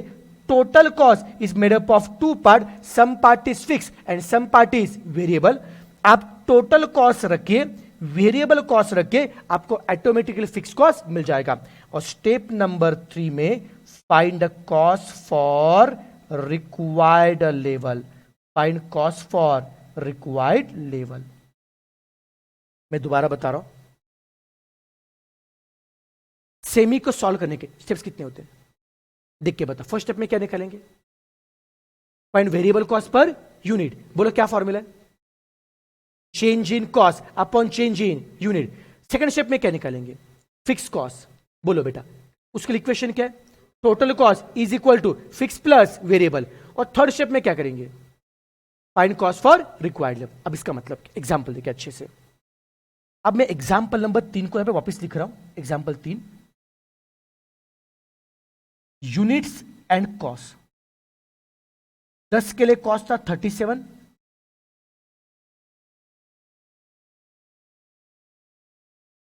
20 के लिए कॉस्ट था 67 और हमें 28 के लिए कॉस्ट निकालना है। चलो पहले बताओ कॉस्ट का नेचर क्या है? Semi variable. कैसे पहचाना? क्या एग्जाम हर बार पहचाना पड़ेगा आपको? बताओ क्या कॉस्ट चेंज हो रहा है? क्या चेंज हो रहा है? अगर कॉस्ट चेंज हो रहा है, it can be either variable और, तो क्या ढूंढेंगे? प्रपोर्शन निकालेंगे। 10 यूनिट के लिए 37 है, एक के लिए क्या आएगा? 3.7 है। 20 के लिए क्या है? 67 है, एक के लिए क्या आएगा? 3.35। हर बार ये ढूंढने का, चेक करेंगे, अरे प्रपोर्शन चेंज हो रहा है, कॉस्ट चेंज हो रहा है, बट इन डिफरेंट प्रपोर्शन, तो क्या होगा? Semi variable. और अगर ये एग्जाम्पल सेमी वेरिएबल का है तो ही हम लोग 3 स्टेप से सॉल्व करेंगे, बाकी कभी भी अप्लाई मत करना। अब ये तो क्लियर है, ये एग्जाम्पल बड़ा सेमी वेरिएबल का है। अब बताओ सेमी को सॉल्व करने के स्टेप्स कितने होते हैं? 3। बोलो फर्स्ट स्टेप में क्या निकालेंगे? Variable cost per unit. क्या फॉर्मूला है? Change in cost upon change in unit. Change in cost, बोलो कॉस्ट पहले कितना था? 37 था ना बेटा कॉस्ट? नहीं वो प्रपोर्शन है ना। चेंज इन कॉस्ट, कॉस्ट पहले कितना था? 37, अब कितना है? 67। समझ में आ रहा ना? तो चेंज इन कॉस्ट कितना है? 30 अपॉन चेंज इन यूनिट्स। यूनिट्स पहले कितने थे, अब कितने हैं? कितना हो गया? पक्का चेंज इन कॉस्ट कितना हो गया? 30 अपॉन चेंज इन यूनिट्स कितना हो गया? 10। कितना आएगा बोलो? 30/10। ये कौन है पता है क्या? वेरिएबल कॉस्ट पर यूनिट है, तो वेरिएबल कॉस्ट एक यूनिट के लिए 3 रुपए। इतना समझा क्या? फर्स्ट स्टेप हुआ। अब बताओ सेकंड स्टेप में क्या निकालेंगे? बोलो बोलो। Find fix cost. Fix cost को निकालना है, इक्वेशन क्या होगा? Total cost is made of 2 part, some part is fix, some part is variable. मुझे पहले बताओ फिक्स कॉस्ट को निकालने के लिए आपको क्या क्या पता होना चाहिए? फिक्स कॉस्ट को निकालने के लिए क्या क्या पता होना चाहिए? टोटल कॉस्ट और वेरिएबल। अगर आपको टोटल कॉस्ट पता है, वेरिएबल पता है, can you find fix cost? तुम्हारा पहला सवाल है from where can I get total cost? Total cost कहां से मिलेगा? कहां से मिलेगा टोटल कॉस्ट? चलो मुझे बताओ, ये क्वेश्चन में जो 37 कॉस्ट दिए, 37 के is it fix, is it variable? तो क्या है ये 37 कैसी कॉस्ट है? फिक्स से वेरिएबल है, सेमी वेरिएबल है? अरे बाबा क्वेश्चन किसका आता? सेमी का था ना। तो दोनों कॉस्ट कौन है? सेमी वेरिएबल है। क्या कर रहे हो, समझ में आ रहा है क्या? तो 37 कौन है? सेमी वेरिएबल है। क्या 37 सेमी वेरिएबल है? क्या उसमें कुछ पार्ट फिक्स है? क्या कुछ वेरिएबल है? क्या तो दोनों मिला के ये कौन है? टोटल कॉस्ट है ना? नहीं समझ में आ रहा है? ये इटसेल्फ कौन है? सेमी वेरिएबल है। उसमें कुछ पोर्शन क्या है? फिक्स है, और कुछ क्या है? वेरिएबल है। तो दोनों मिला के ये इटसेल्फ कौन है? हमारा सेमी वेरिएबल है या टोटल कॉस्ट है। तो इसका मतलब क्या है? 37 भी क्या है? टोटल कॉस्ट है, और 67 भी क्या? टोटल कॉस्ट है। तो मैं जब भी पूछूंगा टोटल कॉस्ट कहां से मिलेगा, तो कहां से मिलेगा? क्वेश्चन से मिलेगा। समझ में आ रहा है क्या? अब तक क्वेश्चन में कितने टोटल कॉस्ट दिए? 2 दिए। अब कोई भी लो, बस ध्यान रखना, अगर टोटल कॉस्ट 37 लोगे, take number of unit as 10। अगर आप टोटल कॉस्ट 67 लोगे, take number of unit as 20। Proper correspondence match करना है आपको। समझ में आना लायक? अब मुझे बताओ, अब मुझे बताओ, आराम से मुझे बताओ, टोटल कॉस्ट आप बोलो क्या लू? 30 से आप बोलो क्या लू? 37 लू, चलेगा? अब कुछ बोले सेम आता आंसर, कोई दिक्कत नहीं। I will take total cost 37। अब मुझे वेरिएबल निकालना है। रिगार्डिंग वेरिएबल कुछ पता है क्या? क्या पता है? यस, वेरिएबल कॉस्ट एक यूनिट के लिए 3 रुपए। अब कितने यूनिट है? वाई 10 37 लिया बेटा। अगर टोटल कॉस्ट में 67 लेता था तो यूनिट्स कितने आएंगे? 20। अब वेरिएबल कॉस्ट एक यूनिट के लिए 3 है तो 10 के लिए कितना आएगा? और 30 यहां पे क्या है? प्लस है, यहां पे क्या होगा? माइनस। कितना आएगा? 7 आएगा। वो मेरा होगा फिक्स पार्ट। समझ में आ रहा है क्या? फर्स्ट स्टेप में क्या निकाला? Variable cost per unit. Second में क्या निकाला? और एक सम करके बताऊंगा, अच्छे समझेगा आपको। अब थर्ड स्टेप में क्या निकालेंगे? Find cost for required level. आपको किस लेवल के लिए चाहिए था? Find cost for required level. आपको कॉस्ट 28 के लिए कॉस्ट चाहिए। अगर आपको 28 के लिए कॉस्ट चाहिए तो बोलो इक्वेशन क्या है? Total cost is made up of 2 part, fix plus variable. Fix cost कितना है? 7। वेरी गुड, वो तो हमेशा सेम ही रहेगा। वेरिएबल एक के लिए कितना है? एक के लिए 3 है बेटा, एक के लिए 3 है तो 28 के लिए ना, अभी एक के लिए 3 है तो 22 के लिए कितना आएगा? और 84 प्लस 7 कितना आएगा? 91। ये आपका आंसर है। समझा क्या? पक्का? और एक सम करके बता रहा हूं, चलो। Example number 4।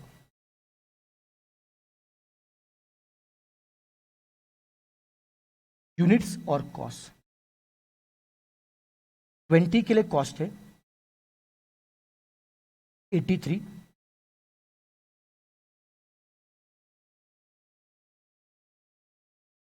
25 के लिए कॉस्ट है 103 और हमें 31 के लिए कॉस्ट निकालना है।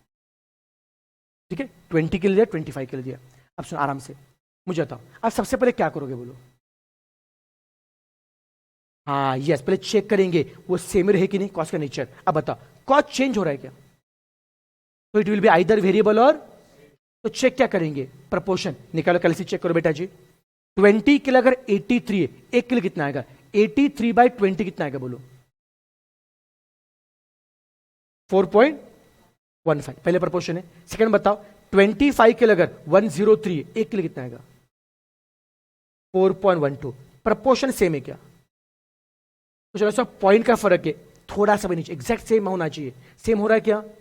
तो थोड़ा भी चेंज हो रहा है तो कॉस्ट क्या होगा? Semi variable. कॉस्ट चेंज हो रहा है बट इन डिफरेंट प्रपोर्शन, तो क्या होगा? Semi variable. क्लियर है? अब ये तो क्लियर है कॉस्ट कौन है? सेमी वेरिएबल है। अब बताओ नालायक, सेमी वेरिएबल को सॉल्व करने के स्टेप्स कितने होते हैं? 3। बताओ फर्स्ट स्टेप में हम लोग क्या निकालेंगे? Variable cost per unit. First में क्या निकालेंगे? Variable cost per unit. क्या फॉर्मूला बताओ? Change in cost upon change in unit. Change in cost, cost पहले कितना था? 83, फिर कितना है? बोलो, चेंज इन कॉस्ट कितना आएगा? 20। चेंज यूनिट, यूनिट्स पहले कितने थे? 20, अब कितने? 25। कितना आ रहा है? फिर ठीक है ना? पक्का बोलो कितना आंसर आएगा? 4 रुपीज पर यूनिट। ये मेरा कौन है? वेरिएबल कॉस्ट पर यूनिट है। एक यूनिट के लिए 4 रुपए। मिल गया फर्स्ट स्टेप। अब बोलो सेकंड स्टेप में क्या निकालेंगे? बोलो फिक्स कॉस्ट को निकालने के लिए इक्वेशन क्या है? Total cost is equal to fix plus variable. Fix को निकालने के लिए क्या क्या रखना पड़ेगा? टोटल कॉस्ट और वेरिएबल। टोटल कॉस्ट कहां से मिलेगा? क्वेश्चन से बहुत शानदार। अब बताओ क्वेश्चन में टोटल कॉस्ट 2 दिए, 83 और 103। आप बोलो कौन सा लो? 103 चलेगा। I will take total cost as 103। अब मुझे निकालना वेरिएबल कॉस्ट। वेरिएबल कॉस्ट एक के लिए कितना है?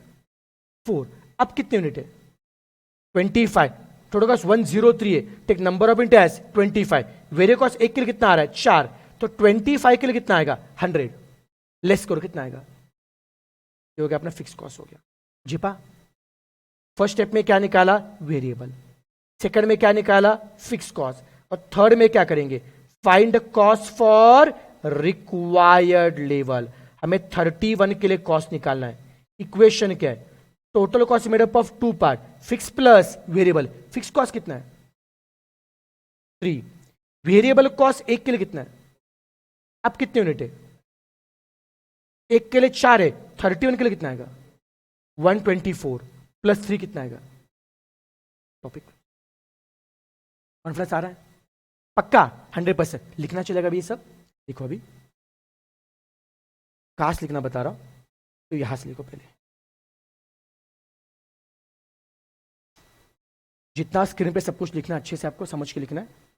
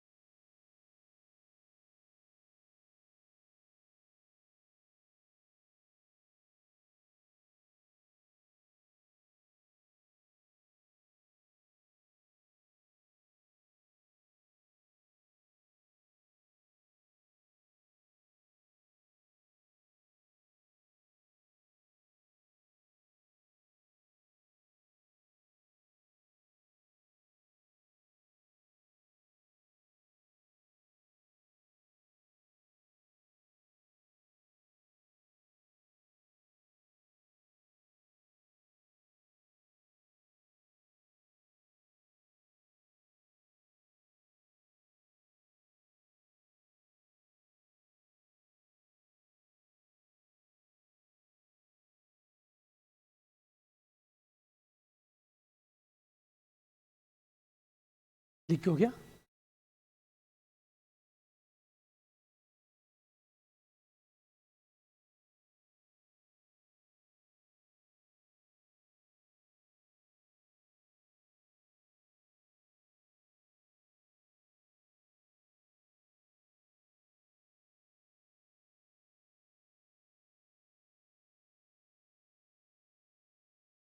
डन?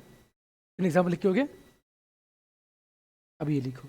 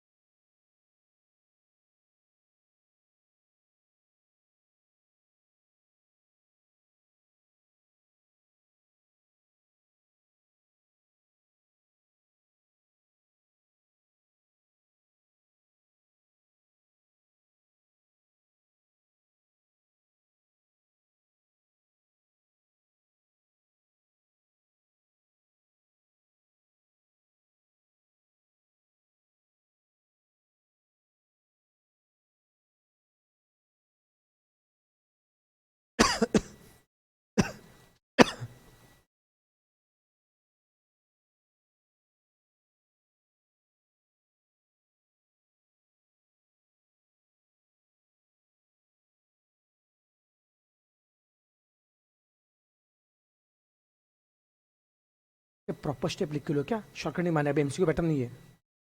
एमसीक्यू पैटर्न नहीं बोला अभी, प्रॉपर एग्जाम में स्टेप्स लिखाने पड़ेंगे एग्जाम में।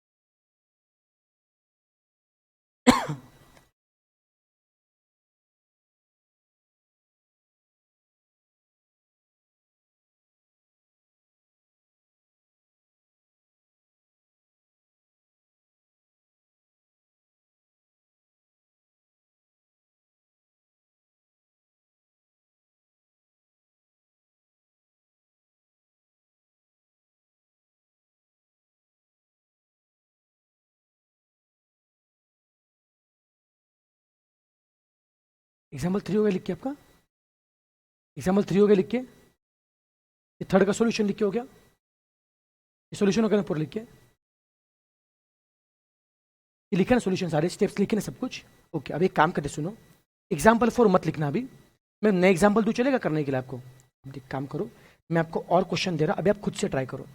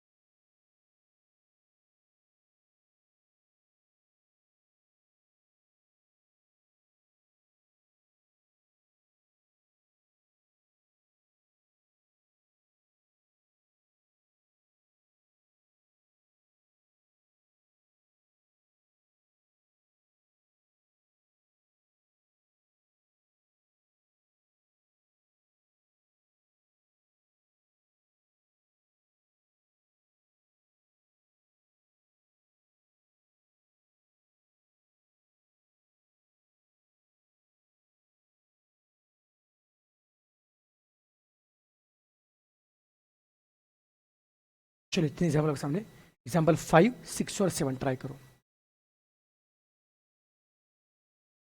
प्रॉपर स्टेप बाय स्टेप करना है, प्रॉपर स्टेप्स लिखने हैं आपको।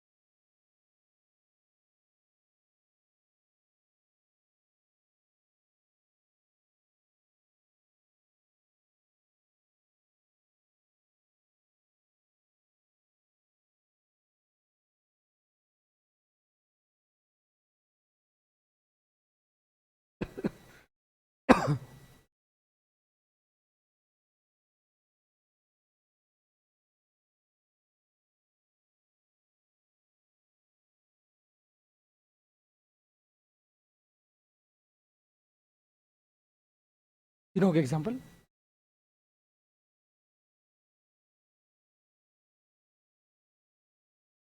फर्स्ट का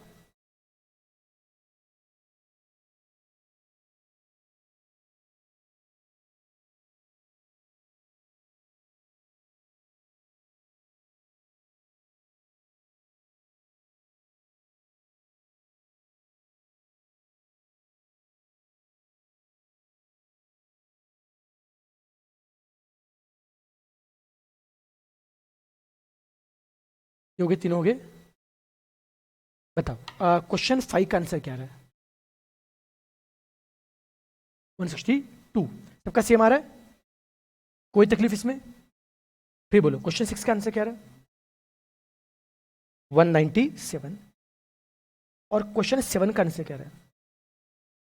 70। मुझे आता है क्वेश्चन नंबर 7 में आपने क्या क्या 3 स्टेप यूज किए? किसे 3 स्टेप यूज किए? नहीं करने का, कि 3 स्टेप सिर्फ किसके लिए होता है? सेमी वेरियर के लिए। मैं जानबूझ ये सम किसका है? वेरियर का है ना। 15 के लिए 45, एक के लिए कितना आएगा? 3। 20 के लिए 60, एक के लिए क्या है? 3 है। प्रपोर्शन सेम है तो कौन है? वेरिएबल कॉस्ट है। अगर वेरिएबल कॉस्ट है स्टेप की जरूरत नहीं है डायरेक्टली करने का। एक के लिए कितना आएगा? 3। तो 25 के लिए क्या होगा? 75। समझ में आ रहा है? स्टेप सिर्फ किसके लिए? सेमी के लिए। अब ये पार्ट इजी लग रहा है, मुश्किल लग रहा है? टाइम पास एकदम पक्का? तो डिफिकल्टी बढ़ाओ क्या? तो टफ समझू? चलेगा? देखते हैं, आप करो ट्राई।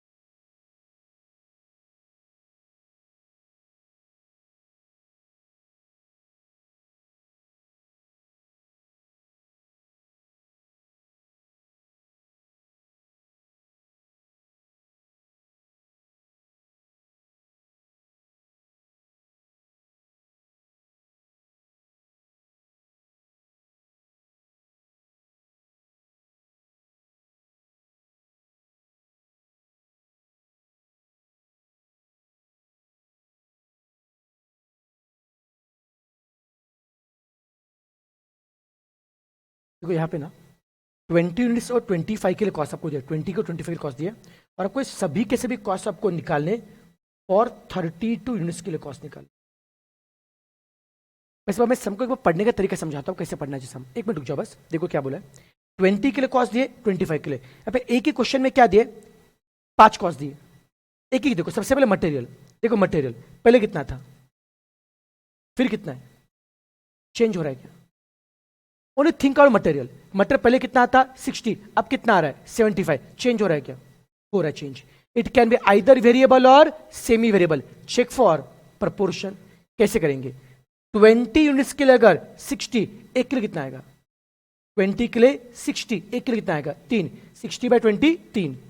25 के लिए अगर 75, एक के लिए कितना आएगा? 3। 75/25 3। प्रपोर्शन सेम है क्या? कॉस्ट चेंज हो रहा है बट इन सेम प्रपोर्शन, तो क्या बोलेंगे? वेरिएबल ना बेटा, क्या वेरिएबल? तो मटेरियल कौन है? वेरिएबल। तो सबसे पहले से उसका नेचर पहचाने का वेरिएबल। फिर वेरिएबल कैसे करेंगे? एक के लिए कितना है? 3 है। 32 में कितना?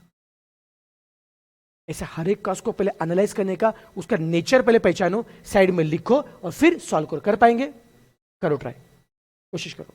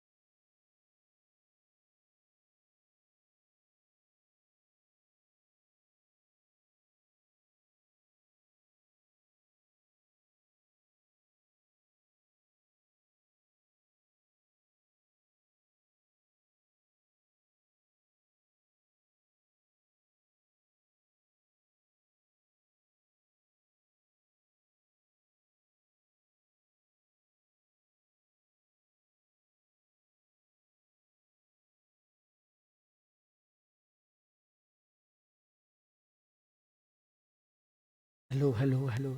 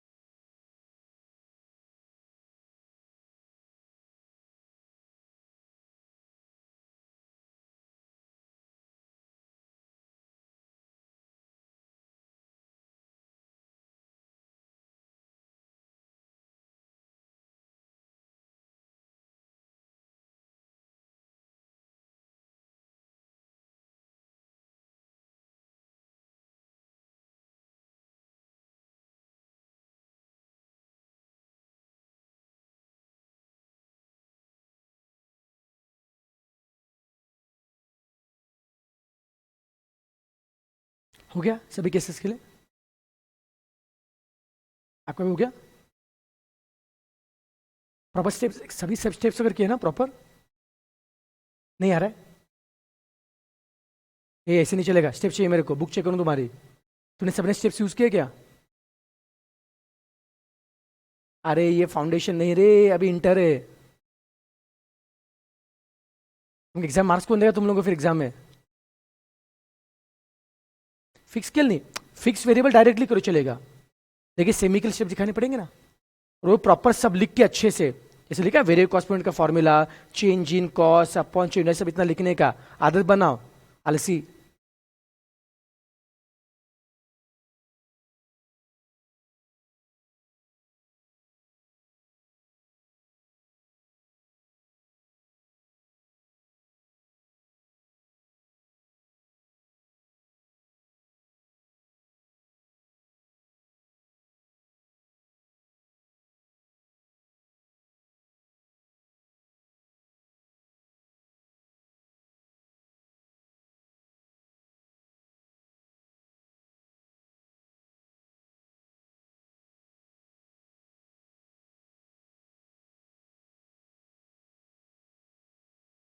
क्या क्या? वीसी है, हाँ उतना चलेगा, वेरिएबल कॉस्ट चलेगा, उतना चलेगा, डोंट वरी।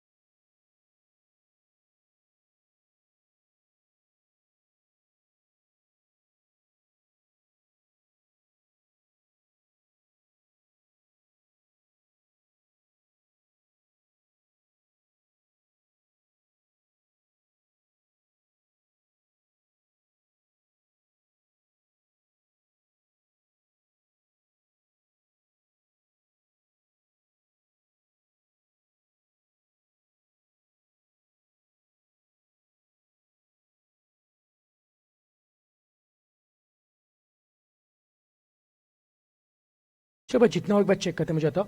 मटेरियल तो मैंने करके दिया था, मुझे लेबर का नेचर क्या, लेबर का नेचर क्या रहा बताओ? वेरिएबल। 20 के लिए 80, एक के लिए कितना हो गया? 4। 25 के लिए 100, एक के लिए क्या होगा? 4।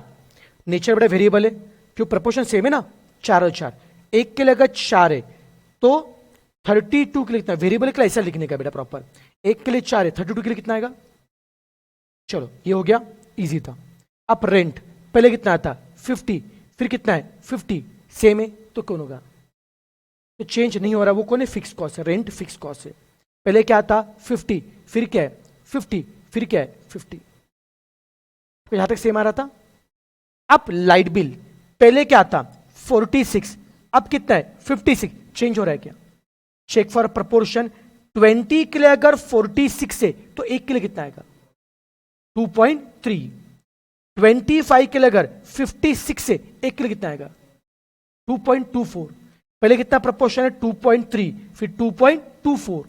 अब कॉस्ट चेंज हो रहा है बट इन डिफरेंट प्रपोर्शन, तो क्या होगा सेमी वेरिएबल कॉस्ट। तो लाइट बिल क्या है सेमी। मैं प्रॉपर लिखने का तरीका बताओ कैसे लिखना चाहिए एग्जाम में। देखो कल लाइट बिल सेमी, याद रखना फिक्स कॉस्ट के लिए वेरिएबल के लिए डायरेक्ट टेबल में करो चलेगा, बट सेमी वेरिएबल के लिए आपको बनाना पड़ेगा प्रॉपर वर्किंग नोट। मैं वर्किंग नोट नंबर 1 बनाऊंगा लाइट बिल के लिए। अब देखो लिखने का तरीका देखो एक बार कैसे लिखना चाहिए। नोट 1 फॉर लाइट बिल, क्योंकि सेमी वेरिएबल कॉस्ट है।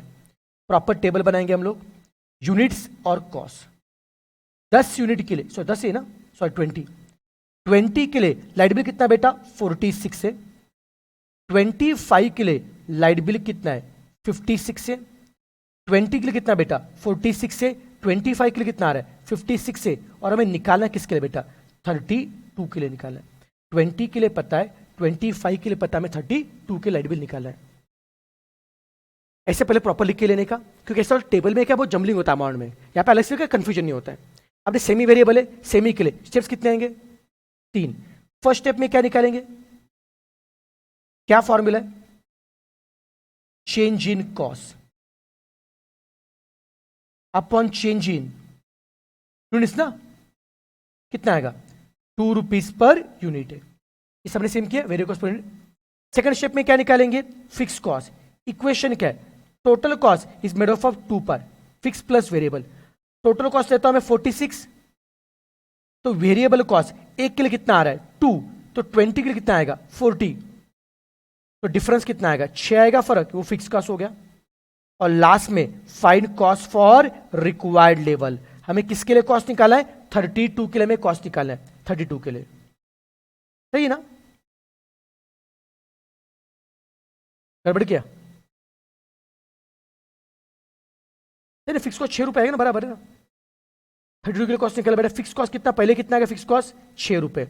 वेरिएबल कॉस्ट एक के लिए कितना आ रहा है 2 रुपए, एक के लिए बच्चा होगा 2 रुपए, तो 32 के लिए कितना आएगा 64, 64 प्लस 6 कितना आएगा 70 आएगा। तो यहां पे कॉस्ट 70 आता है। कितनों का सही आ रहा था ये, गुड। कितना गड़बड़ किया था, गलत कर दिया गलत, ये बहुत जरूरी है।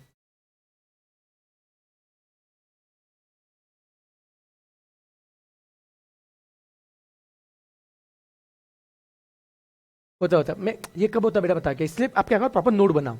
क्या डायरेक्टली टेबल देके करेंगे ना कंफ्यूजन होता है। देखो अभी आपका सही है, देखिए एग्जाम में कहीं स्लिप मिस्टेक हो सकता है ना, इसलिए प्रॉपर टेबल अलग से नोट बनाओ तो कंफ्यूजन नहीं होगी, गलती नहीं होगी, ठीक है। और एग्जाम में वर्किंग नोट्स के मार्क होते हैं। आपका जब क्वेश्चन पेपर आता है, क्वेश्चन पेपर ऊपर सीधा इंस्ट्रक्शन होता है, working note are part of your answer, instruction होता है। इसका मतलब अगर वर्किंग आपका आंसर का पार्ट है, वर्किंग नोट नहीं लिखा, इसका मतलब आपने आंसर पूरा नहीं लिखा, मार्क्स आपके कटेंगे। ये प्रॉपर लिखना जरूरी है, ठीक है। अब बताओ डिप्रेशन किसी ने किया, कितना आ रहा है 97, पक्का, वेरी गुड।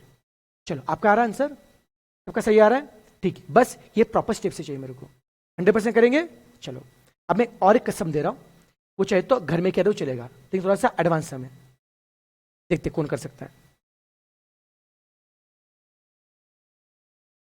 इसी में थोड़ा सा और मैं वेरिएशन लेके आ रहा हूं।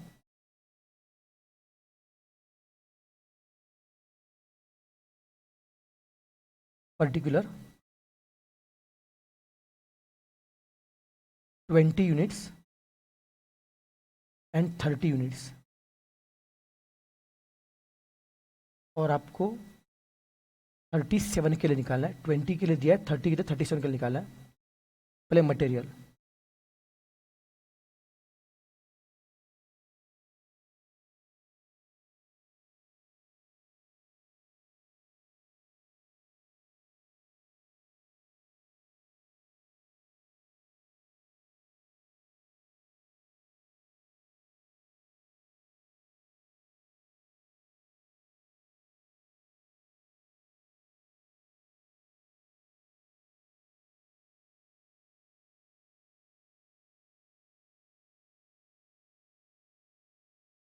भाई सबका सम करके बताओ ना मुझे कितना आ रहा है, टोटल कॉस्ट बताओ, टोटल कॉस्ट बताओ कितना आ रहा है, यहाँ पे टोटल कॉस्ट कितना आ गया, यहाँ पे कितना आएगा बताओ मुझे टोटल कॉस्ट।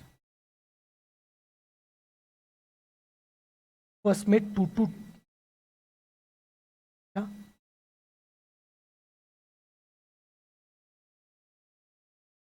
नहीं फिर से बताओ 2 कैसे आएगा बेटा, 40 80 40 62 45 है।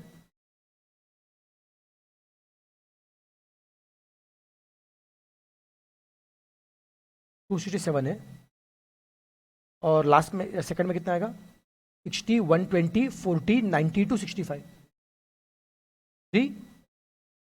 ओके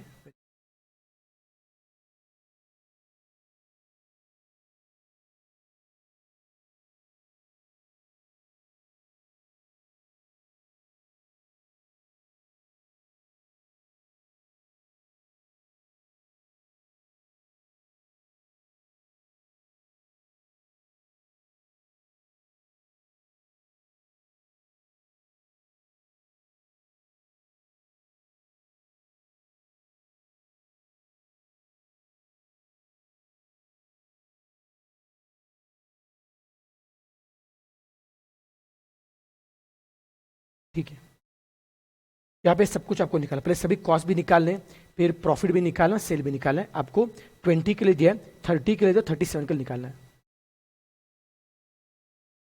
कर पाएंगे, देखते कौन सही करते हैं, और वो स्टेप्स के साथ में कल बुक चेक करूंगा मैं तुम्हारी, हाँ नोट के साथ में सभी।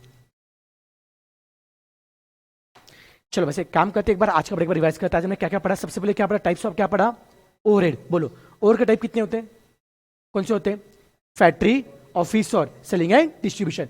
फिर पढ़ा types of cost as per function, as per function type कितने होते हैं, 5। कौन से होते हैं, production cost, office cost, selling and distribution, research and development and conversion cost.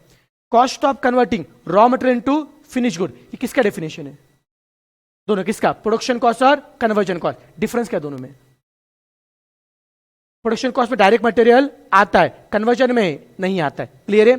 फिर बताओ नया प्रोडक्ट इन्वेंट करना उससे क्या बोलते हैं, रिसर्च, और क्वालिटी इंप्रूव किया तो डेवलपमेंट। फिर बताओ एज पर नेचर टाइप कितने होते हैं, as per nature 3, fix, variable और सिमिलर। तो चेंज नहीं होता वो फिक्स, चेंज हो रहा but in same proportion variable, change हो रहा बट इन डिफरेंट प्रपोर्शन।